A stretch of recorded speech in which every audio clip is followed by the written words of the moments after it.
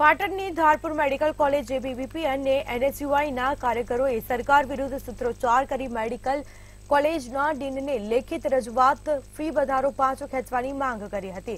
રાજ્યમાં સરકારના ફી વધારાના નિર્ણયનો સખત વિરોધ કરવામાં આવી રહ્યો છે। કાર્યકરોએ ઊંઝા હાઈવે પર ચક્કાજામ કરતા બંને સાઈડ ટ્રાફિક જામના દ્રશ્યો પણ જોવા મળ્યા હતા। પોલીસ પણ દોડી આવી વિદ્યાર્થીઓને માર્ગ પરથી હટાવી ટ્રાફિક વ્યવહાર પુનઃ કાર્યરત કરવામાં આવ્યો હતો।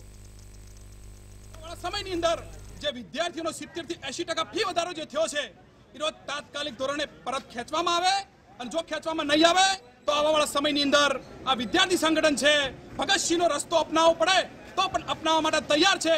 એટલે આજે ધારપુર મેડિકલ કોલેજ ખાતે અમને ડીને આશ્વાસન આપ્યું છે કે 4 થી 5 દિવસની અંદર આનું સકારાત્મક પગલાં લઈ અને વિદ્યાર્થીઓના હિત માટે નિર્ણય લેવામાં આવશે એવી અમને ખાતરી આપી છે। અખિલ ભારતીય વિદ્યાર્થી પરિષદ પાટણ દ્વારા આજે ધારપુર મેડિકલ કોલેજમાં ડીસીને રજૂઆત કરવામાં આવી છે।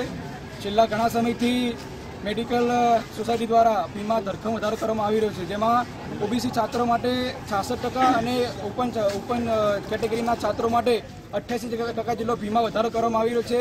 તે વિદ્યાર્થીઓ સાથે અન્યાય છે, માટે અખિલ ભારતીય વિદ્યાર્થી પરિષદે આજે ડીસીને રજૂઆત કરી પાટણ ઊંઝા હાઈવે બ્લોક કર્યો છે, જેથી સરકાર જાગે અને વિદ્યાર્થીઓના પ્રશ્નોનો વાચા આપી અને જલ્દીથી ફીમાં ઘટાડો કરે।